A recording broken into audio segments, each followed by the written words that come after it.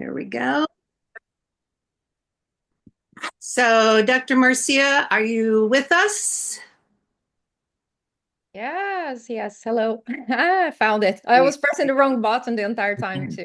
So Anything. whoever is having a hard time, you're not alone. Okay. Oh, Finding the right button. I hear you.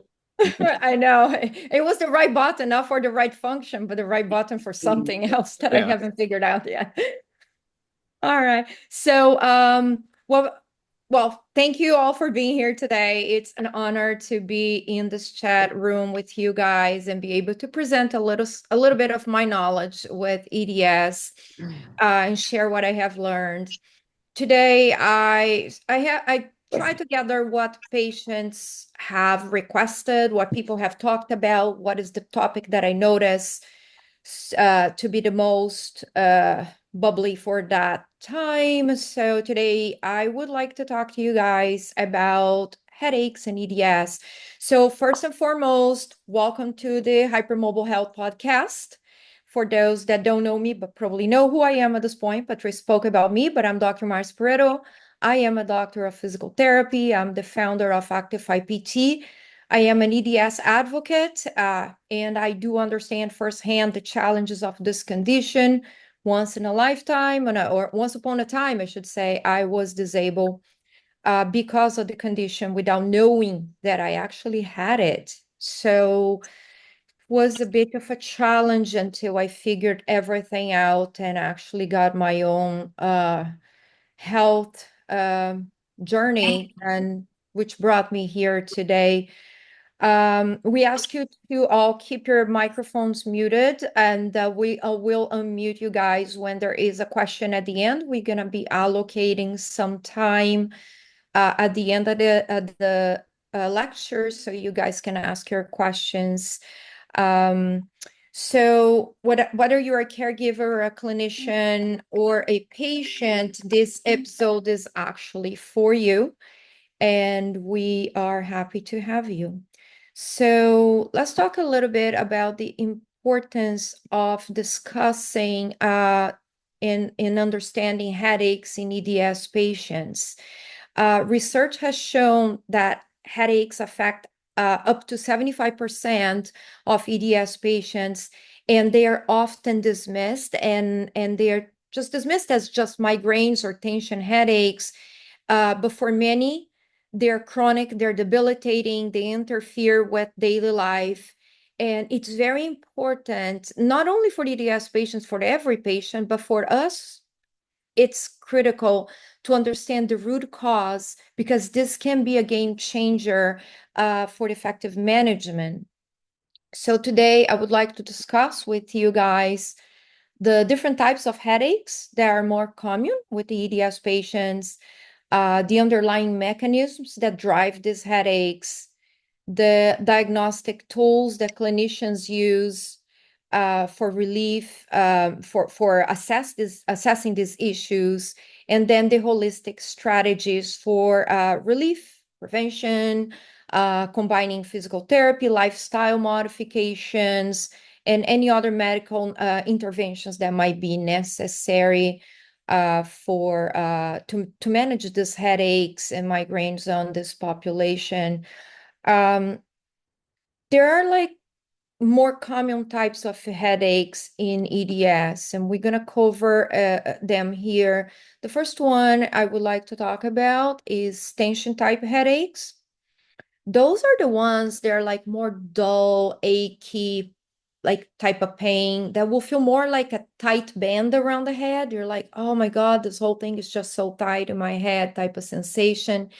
They're going to be more common and or worse at the end of the day, right? Um, and they're they're going to be more common also after sitting for a period of time in one position. Like, for example, if you're working all day long on the computer, or if you go to the movies and you're just like, you sat at the wrong angle sometimes, or you are at the right angle, but you are immobile in one position, and you're going to end up feeling that headache, that tension build up into the shoulders and into the head. Why does it happen in the EDS patients? The poor posture that we end up adopting because of the joint instability will end up leading to that overworked neck and shoulder muscles. And because of that, we start feeling that buildup of tension, right? Um, when you have hypermobile joints, it often means that the stabilizing muscles need to work harder. Also, accessory muscles, they're not really intended to help stabilizing, which are the larger muscles, will start becoming more tense, and that will build up as well, resulting in this chronic tension, let's call it, that is going to build up. How do you know if this is a tension type headache versus another type? You're going to get a massage, you're going to stretch, you're going to get that hot bath on your shoulders, and oh my God, this feels so much better. That's a tension headache. Okay, so and you guys are going to be getting a little handout that we're going to send out to you with this like bullets from what I'm talking about. So obviously make notes for things that I might say that interest you, but you will have a little handout that I created for you as well. Let's talk about migraines now. So how are the migraines and how they are different from the tension headaches? The migraines are going to be more like pulsing type of like type of sensation in the head, a throbbing pain. It's more so usually to one side of the head, and it's going to be accompanied by nausea, vomiting, light sensitivity, sound sensitivity. Some of us are going to experience the aura. All of the above, some of the above can be experienced. You don't have to have all of them for that to happen, but you don't have to have just X, Y, or Z for it to be a migraine. It can be in any combination, all right? So why does happen in EDS patients? Usually, we see them more often, but not as a rule again, for patients with dysautonomia and the vascular fragility. Those get triggered more. Doesn't necessarily mean that only will be for those patients, okay? So let's make that very clear. But dysautonomia and vascular fragility are like more on the top of the list. It also happens because of changes in blood flow or blood flow regulation due to POTS or due to low blood pressure, which may exacerbate that type of symptoms as well. Now, there is also some patients are going to experience migraines that are associated to hormones, right? For women, most of everything is going to be hormonal. Like, oh, my period is coming. I got this headache, this migraine that kicks in every time and puts me down for a couple of days. So that is possible as well. Okay. And mast cell activation syndrome can trigger headaches and migraines as well. So I have seen in my practice patients with mast cell activation syndrome that when they had their mast cell controlled, their mast cell reaction control, the migraines improved. Okay. What else? Key indicators for that migraine type will be also stress, dehydration, sleep deprivation, certain foods for those with food sensitivities and food intolerance that triggers the mast cell pathway, right? So let's think about that as well. What does it feel like? So this is going to be, I'm sorry. Like I said before, it feels like that throbbing pain. It's one side of the head, and it's going to be the nausea, the vomiting, the sensitivity. So it's already very different from the headache, right? It's already, there has been a change there now. It's no longer pressure. It's more like pulsating, throbbing pain. Now, there is another type, of course, because when you rain, it pours, right? We can also experience cervicogenic headaches. And one person, by the way, can experience different types of these headaches in different times of their life, in different moments of the month, depending what's going on with their lives. So now we're going to talk about cervicogenic headaches. So as they're saying, they are cervicogenic. They're generated in the neck, right? That's what cervicogenic means. It starts on the neck, radiates into the head. Sometimes, or most of the time, it's unilateral, but then it can also be bilateral depending on what's going on that neck. Okay, it's usually going to be worse with neck movements and also prolonged static posture. So you might say, that is sounding a little bit like that tension headache. Yes, but it's not going to feel like a band. It's going to really feel more like something is coming from your neck and up above. Some people will say, it's coming up and into my eye, it's coming up and into my forefront. It's coming up and into the temple on one side or both sides, but it doesn't feel that squeezy pressure pain like you have a tight sweatband around your head. All right. Why does it happen in EDS patients? It happens more so because of the cervical instability, the cervical hypermobility. It can be significantly correlated to atlantoaxial instability, C1, C2, which could be a rotation, significant rotation instability sometimes. It will lead to a lot of muscle guarding. It will lead to a lot of nerve irritation and inflammation. So at that point, you might say, I feel like I touch my head and it feels sore. That could be from that nerve irritation. So that's where you're going to know the difference, where it is like more of a tension headache versus it's my craniocervical instability, my craniocervical hypermobility, my atlantoaxial hypermobility instability, or even my whole neck instability, hypermobility. And I like to put it this way because not everyone is unstable. It's a very delicate word to be used. Instability means we need to be, I like to think that when you're extremely unstable, you will need surgery. So if you're not there, you might have some instability more. It's more like a more significant hypermobility, but you are not unstable per se. Okay. The other type, though, now, so that cervicogenic headache with that inflammation that can create compression of the nerves and create a little bit of headache can now lead to that occipital neuralgia, right? Which is a headache. For those that don't understand what's happening, it's a headache. It feels like something is hurting on your head. Now, that occipital neuralgia will feel more like sharp shooting type of pain. It starts at the base of the skull and it spreads to the scalp. So that's when you feel more like you got like that swimming cap that is very painful on the back of the head. That will be that person that said, oh my God, I can't lie down on the back of my head on my pillow. It feels like it's on fire. And obviously there will be, some will feel more like a burny sensation. Others might feel like severe pain and cannot lie down on the back of their heads at all. So everything is a spectrum as well. Okay. So why does that occipital neuralgia will happen? It's an irritation or a compression now of those occipital nerves. And that can come from that tight muscle or that joint hypermobility, instability in the neck.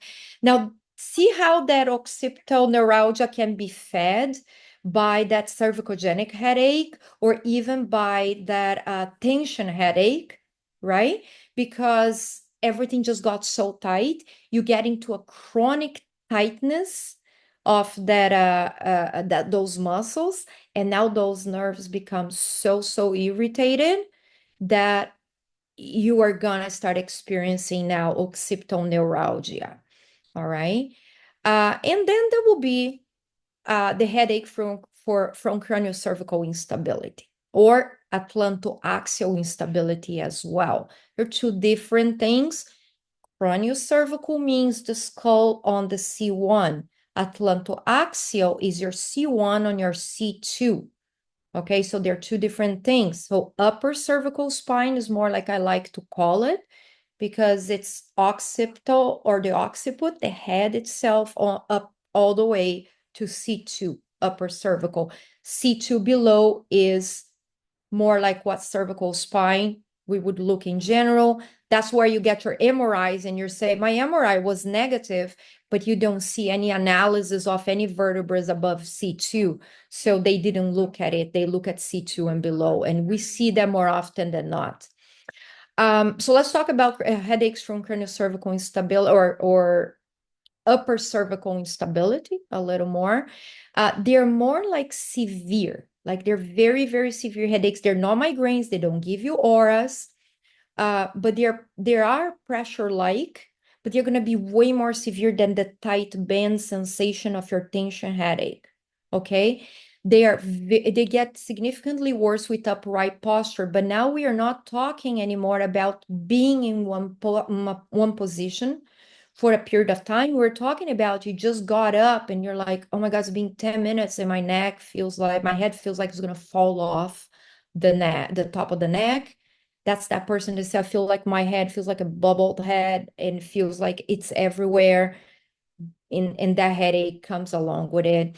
That can come, and usually does come, associated to brain fog, dizziness, vision changes, tinnitus. You get that like bzzz on your ear. Certain positions of the head will cause blurring of the vision to one side or to the other. You will notice if you look up and you're like, oh my God, I can keep my head up that way, or I cannot look down for even to tie my shoe, let's say. That is more of your upper cervical instability headache. That happens now because of ligament laxity in the upper cervical spine. And that can be that needs to be addressed. That's actually, we are going to be having a lecture with Dr. Fraser Henderson on headaches from the point of view of neurology, neurosurgery. It's gonna be in February upcoming. We don't have exact date. But he's coming down here, and we are going to be doing a lecture, and we're gonna make sure it is going also. Hopefully, we're gonna be able to get it online for you guys, either live or recorded. But I want to make sure you guys get that as well for the ones that cannot come over. But he's gonna be talking about how that type of ligament laxity that causes these headaches from craniocervical or upper cervical instability can cause compression of the brainstem, can disrupt cerebrospinal fluid flow, and those are a little more delicate things that need to be evaluated accordingly. Okay. So I think from the headaches, which types we mostly experience, I think those are the most common ones.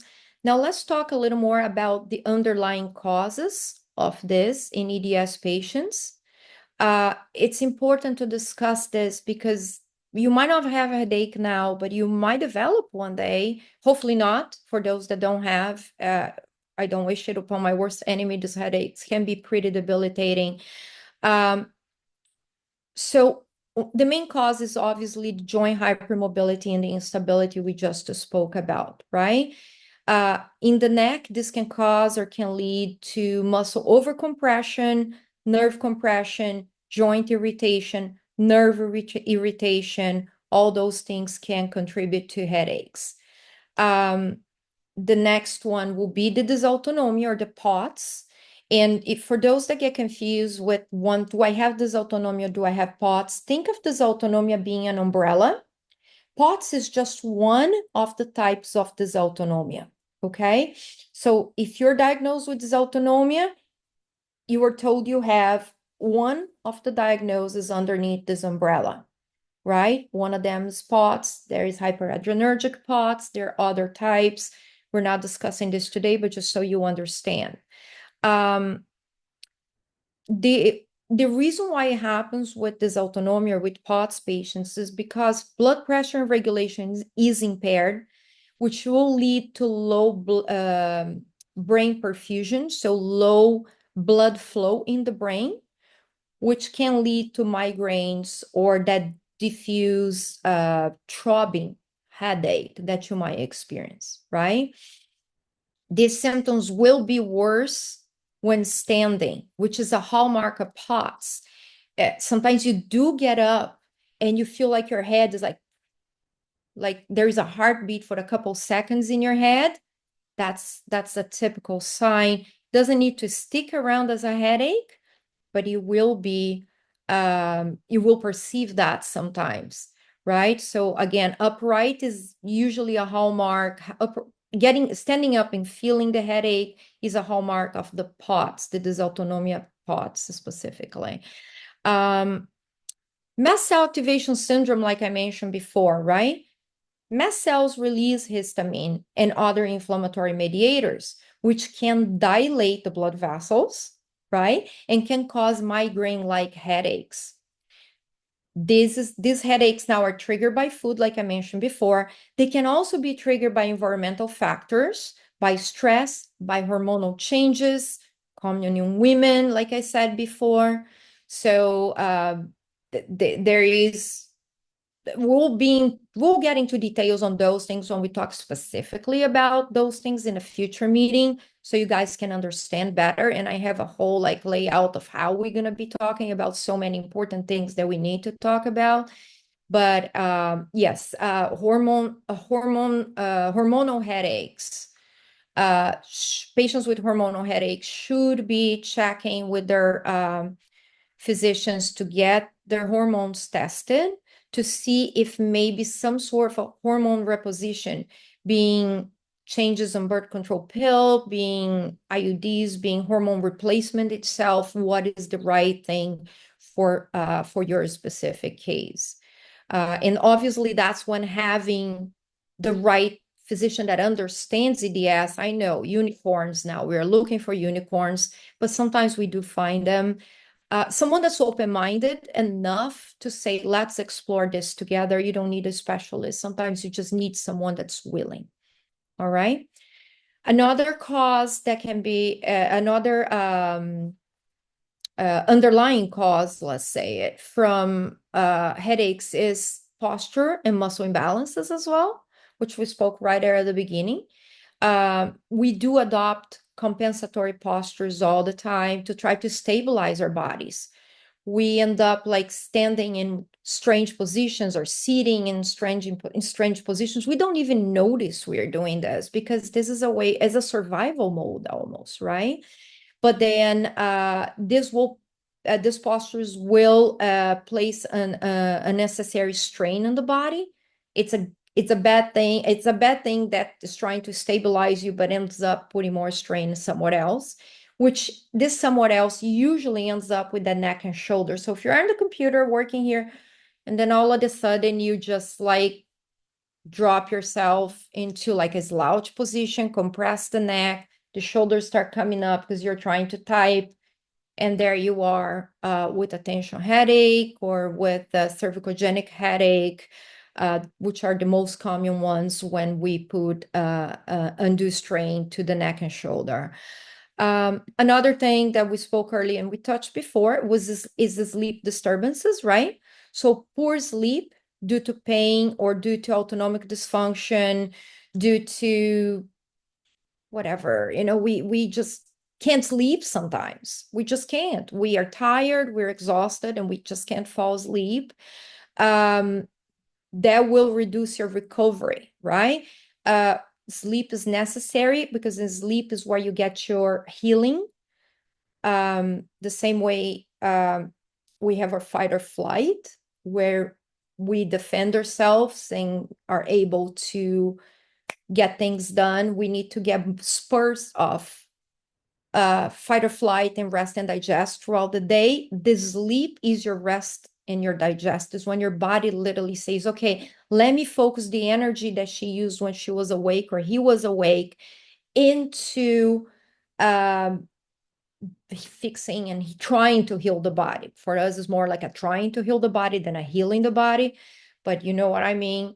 When you do have a sleep disturbance, it will amplify your muscle tension, and will reduce your recovery and will trigger headaches next day in some cases.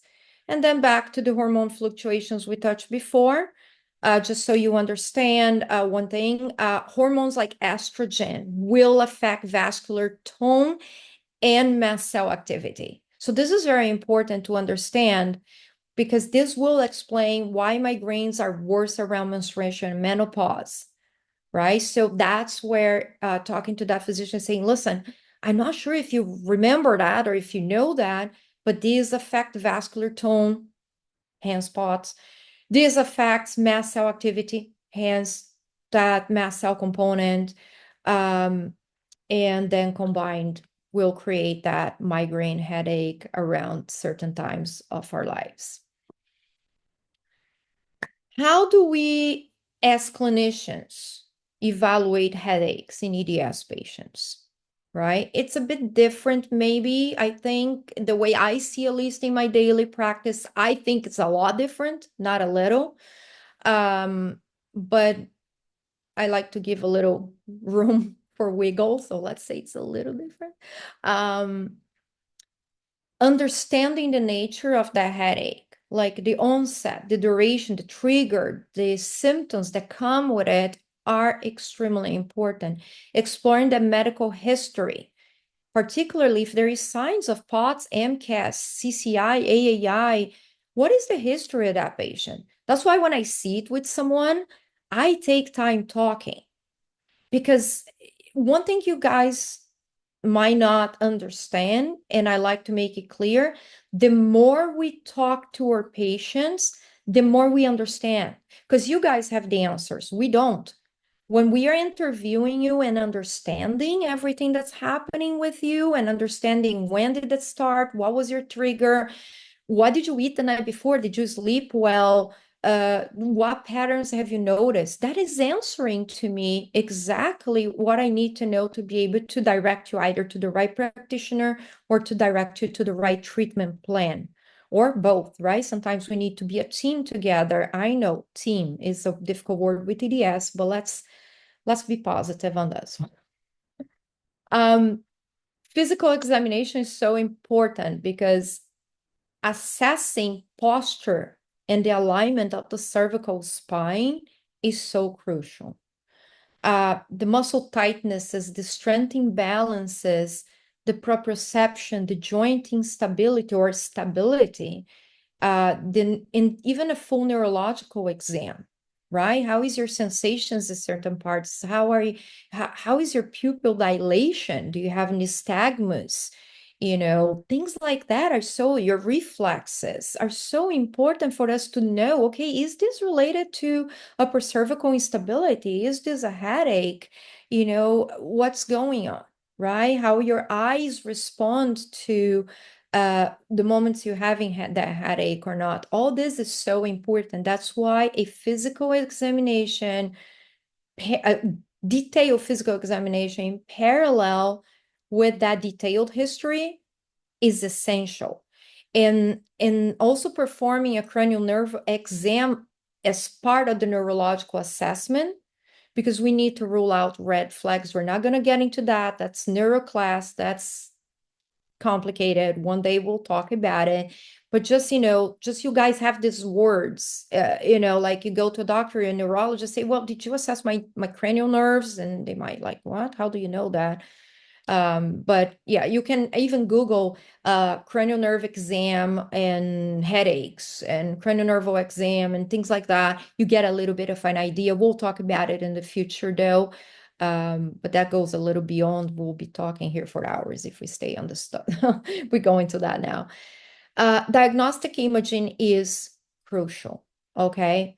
So flexion extension MRIs are so important for craniocervical instability. And that means craniocervical.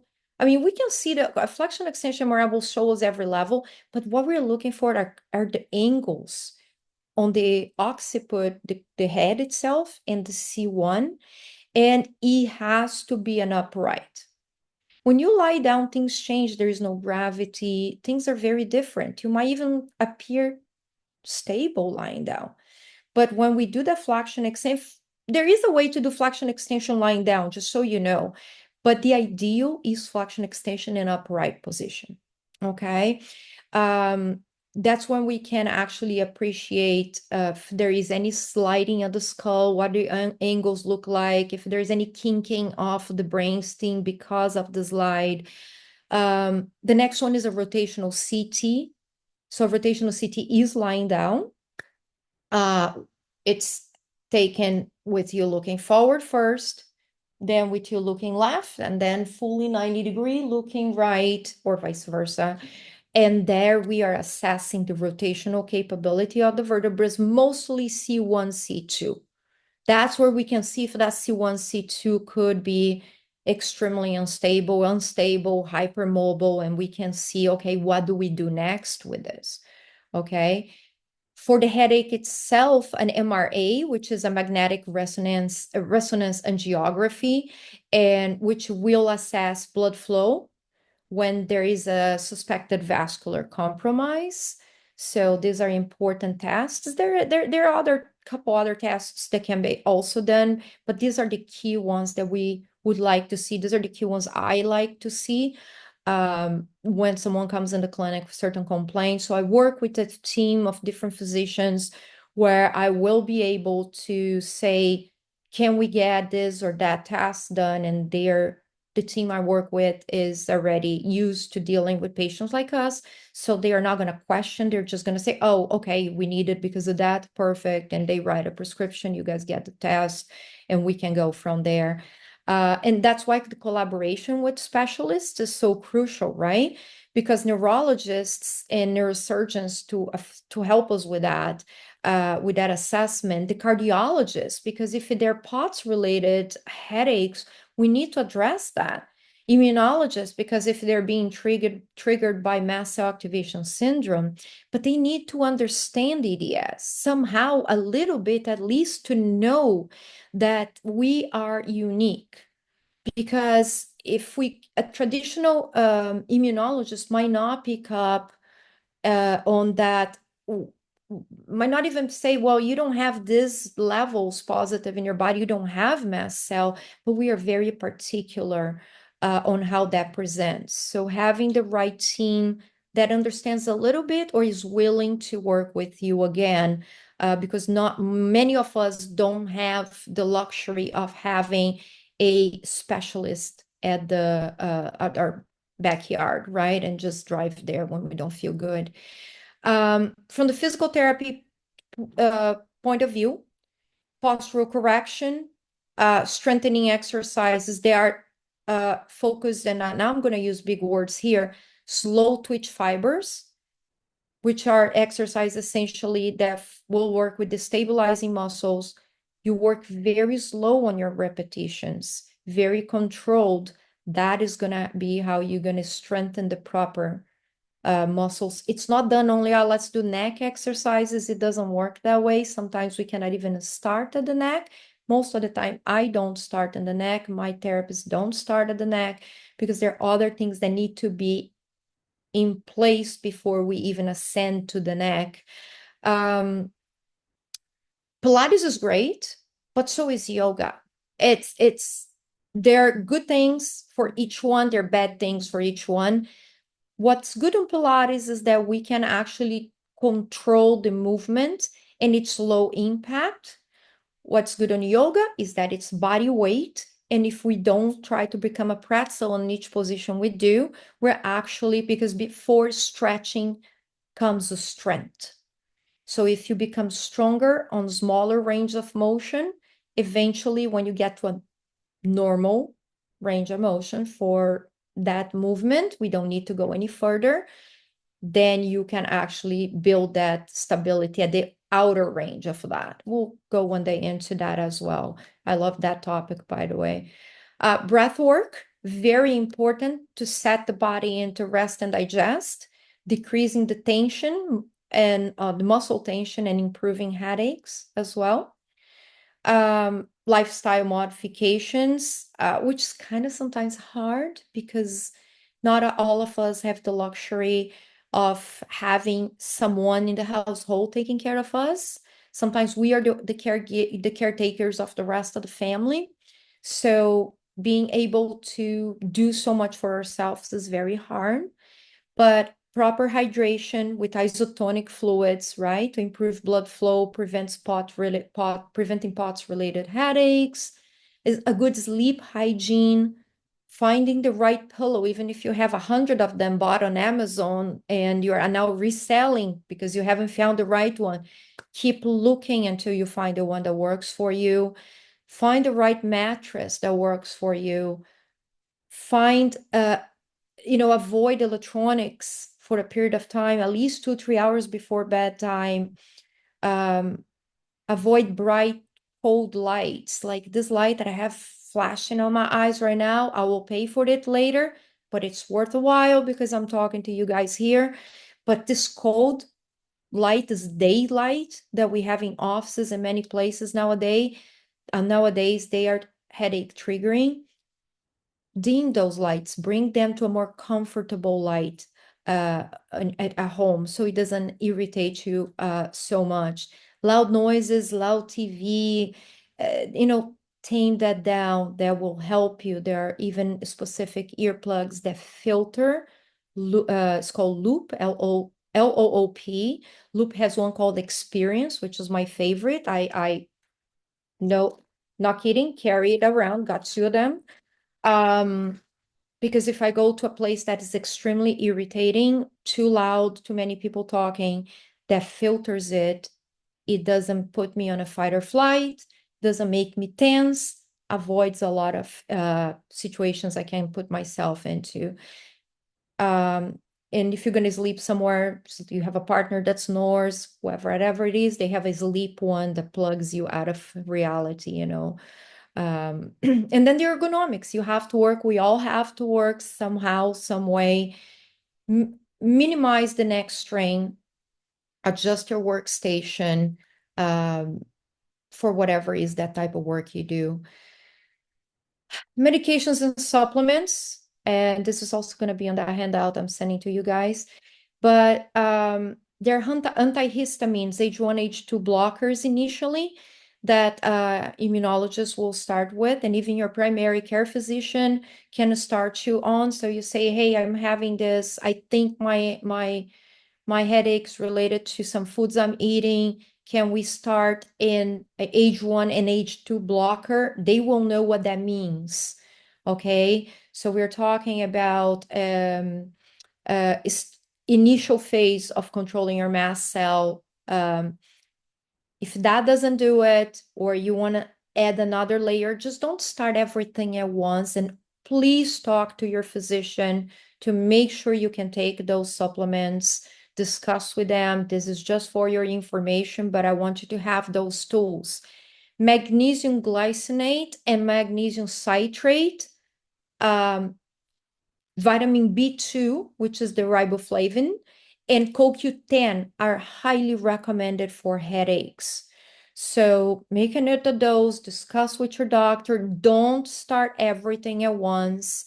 I usually say start something 2 weeks, then add another one, wait 2 weeks, add another one, wait 2 weeks, and see, because we don't want you to either have a reaction for starting too many things at once, but we also don't want you to just having a reaction because one of them is actually causing a problem and you think it was something else and you stop everything.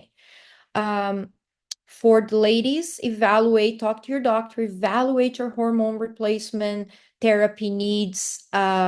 If you're either in your menstrual time or your menopause time, discuss with your OBGYN or GYN and see what can be done to control the headache if it's happening around your period. There are more advanced therapies that I like to use here.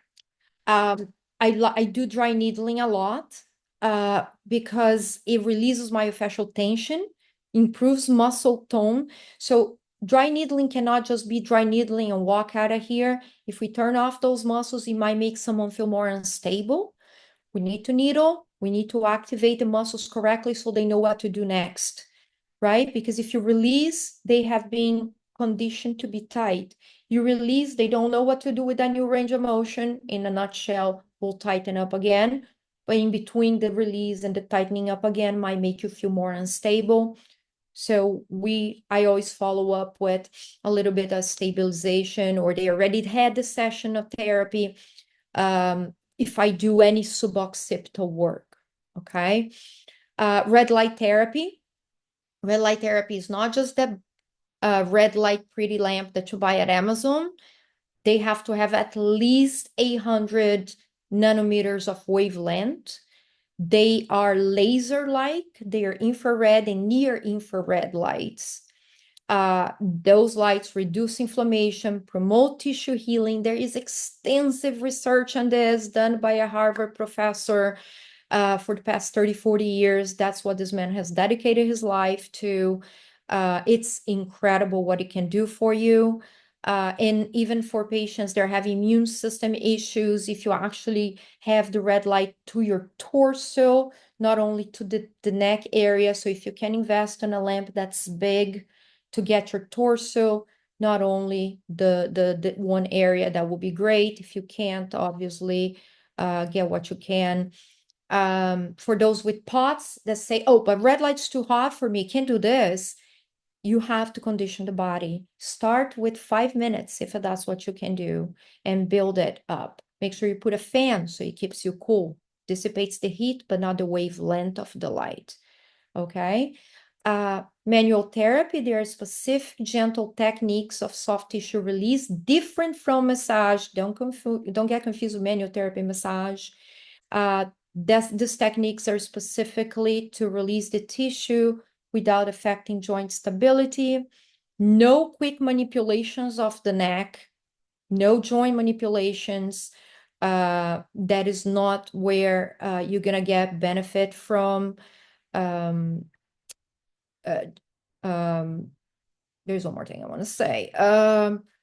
Muscle energy techniques for reactivation. That's the one I don't want to miss. Very important to utilize muscle energy techniques for the therapists that understand that, and mostly should understand, because that's the common education at university. And then more advanced cervical stabilization. It's essential for all patients with the diagnosis of surgical or no surgical CCI, AEI, cervical spine, hypermobility. Is just depends where they are in their journey, right? But more advanced cervical stabilization is essential. For those that don't know, I have CCI in AAI. I was able to keep it at bay. I've been able to keep it at bay really, really well, almost with no symptoms. Not doing headstands on yoga though. I don't think that would fly very well for me. And then there will be obviously for those that don't respond to anything, surgical options for those that have upper cervical instability. Even for those with chronic occipital neuralgia, there is a nerve removal. Before that, there is nerve blocks, ablations. But if it gets to the point where you need surgery, obviously, this will become addressed during surgery as well. And then the pre-op and post-op PT is just crucial for you to get to where you have to, with a good outcome of the surgery. If you have a good pre-op PT as well. Whew, okay, so I think the big takeaway. We have some questions in our chat. Yeah. I was just going to say that now. I think we got it. I guess it's more now, what do you guys have for me? And hopefully I have answers. We've been going for about 45 minutes. So some of the questions, Ro Watkinson wants to know, where do vestibular migraines fall into this classification? So that's that's a good question. So vestibular migraines are a little different. You have to have a vestibular issue, right, going on as well, which we may fall into. We all may have some sort of vestibular issues. That's what I'm saying. I haven't seen that very often, but they're not uncommon, let's say. Okay, vestibular headaches can be seen in EDS patients. They need to be treated with vestibular physical therapy, vestibular maneuvers, but yeah, they are valid and they are there, and we can have them all of a sudden develop that vestibular migraine from vestibular issues, from the crystals in your ear, etc. Okay, so yeah, what if you need anything more specific, let me know. I can go into more details, and we can do a lecture on that too. The next question, will going gluten and or dairy free help symptoms of headache? If you actually have sensitivities that trigger headaches, if that gluten sensitivity is causing a mast cell reaction, you will know. For me, I experience if I overdo with my gluten, I will have a reaction with a bit of a headache. It's like a stomach headache type of sensation. It goes back and forth. Dairy, I think it's a hit or miss with dairy, because um, dairy is good for some of us and it's triggering for others. If you're sensitive to the protein of the dairy, is one thing. If you can have dairy at all. If you're sensitive to lactose, you can have the lactose-free version, right? But I think when you eliminate anything, eliminate one thing at a time and see how your body feels, like for about 2 weeks, 3 weeks, and then eliminate something else. I personally limit my dairy to a minimum. I do not eat gluten for as much as I can stay. I'm not gluten free. I'm not celiac.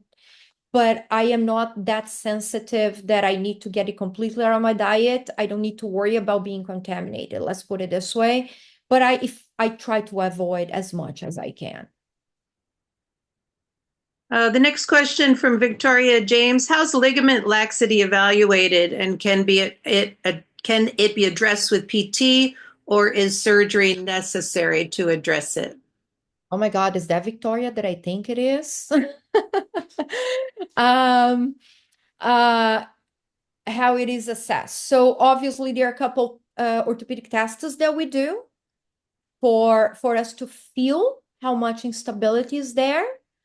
But the best way for us to see that if there is an instability really is through the flexion extension MRI, the upright flexion extension MRI, and the rotational CT. That's where we see the most. So we can analyze the odontoid distance from the sides. Is this centered? Is there any signs of ligament rupture, or does the ligament, when we measure the angles, does the angle suggest that ligament can be insufficient? Yeah, that's like manually we can feel, but we can't say you are unstable, let's put it this way, without proper imaging, I would say. And I actually I want to go back to that question on the vestibular. I actually realized I failed to say how those headaches of the vestibular headaches feel like. It's a combination of headache and vestibular symptoms. So you're going to have the imbalance, the vertigo, the motion intolerance, and you do not get an aura. So I should have said that's a different bit of headache. So I wanted to just mention that. So yeah, okay. Next question, also from Victoria: which kind of headache is associated with nystagmus or rapid eye movement? That would be more like it's a history thing, Victoria.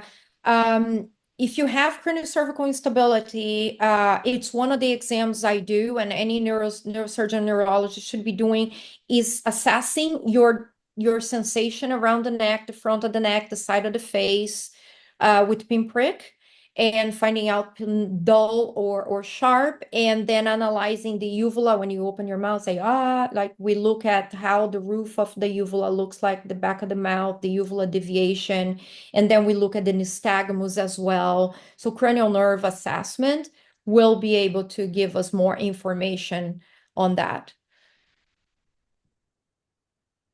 And And just a comment from Gio about not being able to do yoga anymore because of being too flexible, and Pilates is not good, but strength training has been helpful to Yeah.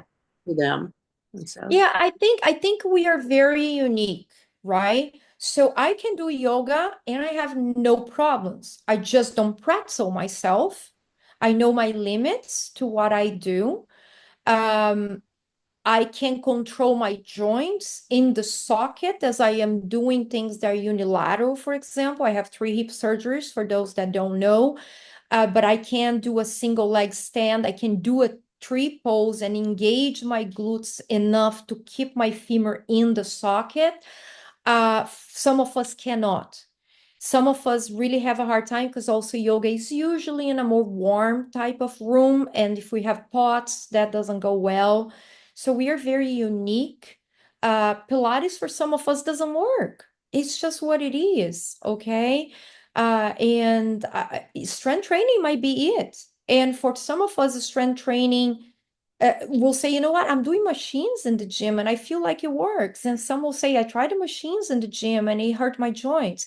So it's a very unique design for each one of us. And thank you for sharing that because that brings up very good information for others. They're still finding their best activity to do to keep us to strengthen.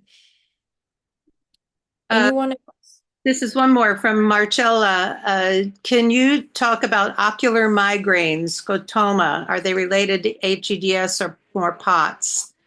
Uh,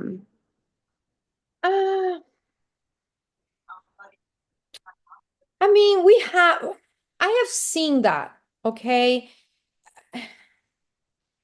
We have the tension headaches, I mean, the migraines that can cause ocular changes, right? I mean, some patients will present with visual disturbance, such as like flashing lights, zigzag patterns. Um, these are all part of how we call it, visual or ocular headaches, right? Um, I've seen this often, not often, I should say. I have seen not often. I've seen more of these visual patterns related to craniocervical instability. Okay, but yes, there are ocular headaches. We will have I wasn't prepared for that, so give me 1 second. I think it's more of the loss of vision that I have seen in my practice. Vision loss, often without significant head pain, though, right? In some cases, a mild headache may come, but it will be more like that eye vision type of a change. I don't see that very often. Um, the triggers usually are bright lights, stress, dehydration as well, hormonal changes. But honestly, I haven't seen many patients with this ocular ones. I would say maybe one patient every 10 would present with ocular migraines.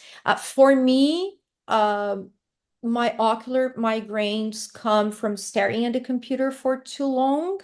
So my eyes hurt, and actually maybe too much information, but for me, what works for my ocular headaches is Botox at the hairline, because I learned that they are triggered by me trying to keep my forefront squeezing to try to keep my eyes focused, because I do have like a little kind of pulsating type of letters as I'm trying to read something. They feel like they're dancing around. So as I'm trying to read, I'm forcing my vision, and that's when I develop mine. So that obviously to discuss with your doctor, but since we're at it, why not? I get Botox on my hairline here on the V and hairline, and that has taken care of it for me. It's twice a year, and it works like a breeze. We are now at 4 o'clock, so we like to keep these meetings to an hour. Let's see. I put our email address in there, info@actifypt.com. So if you want to send any further questions, we will be happy to answer them. This is being recorded, so I will send the recording as soon as it is uploaded. We'll put it on YouTube and we'll send you the link so you can watch it again.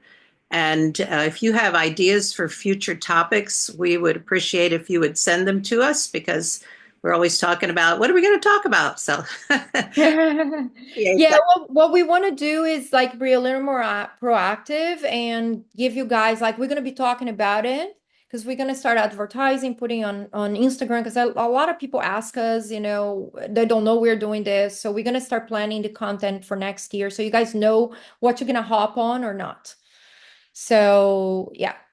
And if you have further questions, our website is on there, actifypt.com, and our phone number. You can, if you call, I will be the one to talk with you. And I can find the answers by knocking on the wall to Dr. Perretto's office and asking her. So anything that you need to know, we're happy to try to direct you or to help you in any way. Yeah. All right, everyone. Thank you so much for joining us. Happy I appreciate each holidays. and every one of you. Bye.